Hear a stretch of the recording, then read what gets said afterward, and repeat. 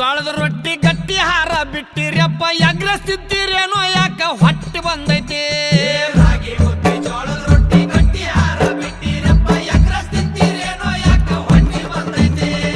ಕಾಲು ಕೆಟ್ಟೈತಂತ ನೀವು ಕಟ್ಟಿ ಮೇಲೆ ಮಾತಾಡ್ತೀರಿ ಕಾಲು ಕೆಟ್ಟಿಲ್ಲಪ್ಪ ನಿಮ್ಮ ತಲೆ ಕೆಟ್ಟೈತಿ